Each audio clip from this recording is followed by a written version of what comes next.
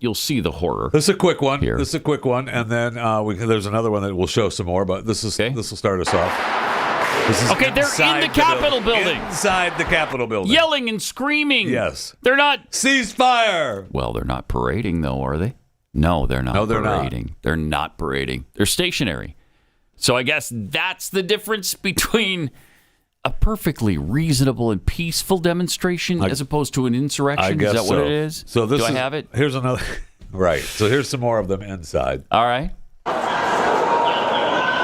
And that's the look outside, obviously. Wow. From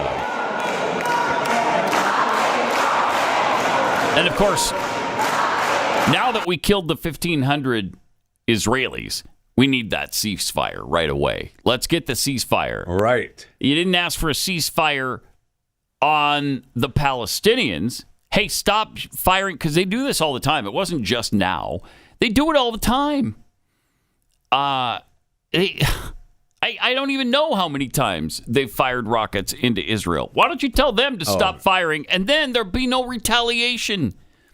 I firmly believe that this time Israel needs to go in and kill every single member of Hamas. There's just, it's unacceptable that this keeps happening to them. They should stop it, stamp it out once and for all. Be done with these people. Be done with the Hamas organization. End this. Yeah. Now. Finish it. Finish it. Don't pause. And I know they're concerned about all their, other fronts, which is why they paused their incursion this weekend. Because Iran said they'll come in, they'll invade Israel if Israel goes into the Gaza Strip. So that's giving them pause. And Biden is over there yakking at them. Yes, Biden's trying to give them pause on that. What's your end game? I don't know. What's your end game in Ukraine? How about you define that? Right. What's your end game? Well, sir, go as long as it takes. What if Israel were to tell him that same thing? I'll bet you Benjamin Netanyahu probably did. And said, we're going to do this did. as long as it takes, Mr. President. You've got what, Chris? I got the list of how many times Israel's been attacked by rockets. Oh, okay. So how many times? In May alone, between the 10th of May and 18th of May, 4,300 rockets were fired towards. That's just in May. Alone, just in May. Yeah. Long before this. Hold up. That was May 18 of 2021. Okay. May 21st 2021. Of 2021, 4,000 rockets. Okay, so in we're not May talking alone, about history, ancient history. Yeah, how old were you in 2021? Come on. And 2022. I think I was 4. And then since the war has begun, according to the Googles, it's been 450 rockets. Well, they fired more than 5,000 on the first day. That's what I thought too. So yeah, that's what the figure was over and over. So whatever site you're looking at is a Palestinian apologist. Yeah, that's right. Yes. So that's completely delegitimized. I mean, that may have been in an hour or something. It's incredible the amount of and we see. They showed us, the one soldier showed us the stash that they found and claimed that it was 20% of what they had used, not necessarily all of what Hamas had. Right. He worded that weird. It was. Yes, it was weird. Just a small amount. Worded weirdly.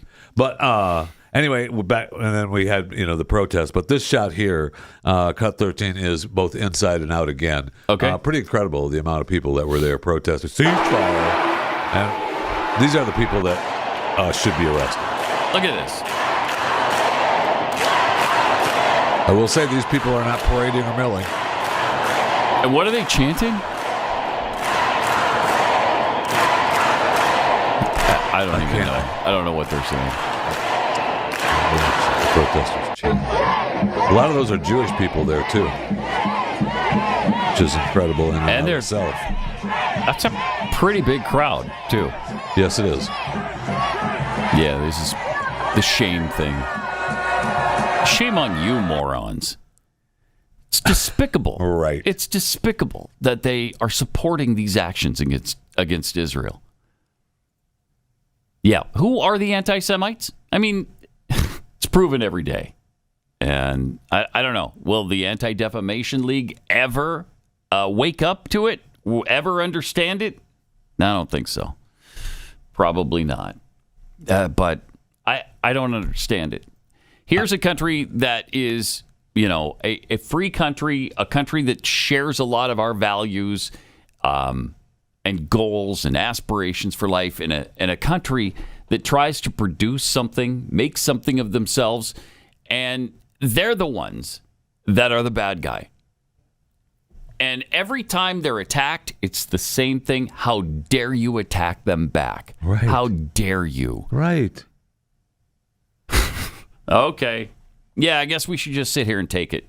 5,000 rockets launched into our country in one day.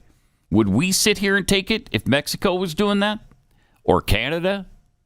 I mean, neither of those countries have 5,000 rockets. But, let's say the Palestinians, Hamas, let them borrow some. And they started launching. Wouldn't we want to retaliate and put a stop to it? And launch a ground war to try to root out those people who are responsible for it? You bet we would. Yes, absolutely. I was reading one story here. I guess nobody even there knew what they were chanting because it just says chants rang out. So, okay. All right. Yeah, all right. They were mad. Good. I'm sure whatever it was, it rhymed. And that's the important part. That's why I was hoping to find what they were actually saying. Me too. I love it. I love it when they rhyme. I guess it was just ceasefire. Ho, ho, time for you to go. I think it was just ceasefire now. Ceasefire now. Ceasefire now. I bet that's probably right. That would make sense. Yeah. Rashida Tlaib, part of the Hamas caucus. You know where you love her. Had some things to say. She's pissed off at Joe Biden right now. Oh, yeah. Yeah. Oh, yeah. And she's out there letting people know that it's not a threat. It's not a threat. What's not a threat? It sounded like a threat. All right, let's see. And to my president, to our president. Yes, he's still on. Well, hold on. Hold on. I know, I want him to know, as a Palestinian American, is also somebody of Muslim faith, I'm not going to forget this. And I think a lot of people are not going to forget this. That's scary. And it's not a threat. It isn't. They think we're joking. I mean, I think the White House and everyone don't care if you're joking. That we're just going to sit back and let this just continue to happen. No. The fact of the matter is, our lives are not safe with you or the former peach president. When are we going to feel safe? When are we going to stop funding continued, literally oppression of indigenous communities? You'll feel safe when Hamas stops bombing Israel. Because as soon as they lay down their arms, this thing's over. It's over. There will be peace. That's when you'll feel safe. Put the pressure on Hamas. How about that? And by the way, Hamas does represent the Palestinian people. Yes. They elected them. And why does Rashida Tlaib not feel safe? Is someone attacking her where she lives? No, they're not. She probably got a mean tweet or something. Oh, she might have. She might have received one because the right is just so vicious. MAGA. A strongly worded tweet came to her. Oh, boy. Look out. All right, let's see the rest of what she had to say. It was rambling nonsense. When are we going to say enough? Big crowd, though. It makes me so angry to have to say it, but I'm telling you, I'm talking to people that literally are like me. They literally believed in this party that was supposed to be inclusive of all of our opinions and our views and our political stance and all of these things. But what is starting to get really, really, really clear and very loud is that somehow many of us in this room, because of our political opinions, because maybe our faith is a certain faith, maybe because our ethnicity is a certain ethnicity, that somehow we're subhuman. Oh my gosh. Oh my gosh. I am really tiring of all of that. Oh, she is terrible. That's amazing. It is. It really leaves you speechless. It does. And again, will the Jews in this country and in Israel realize these people are not their friends? Because many of those people protesting in the Capitol were Jews.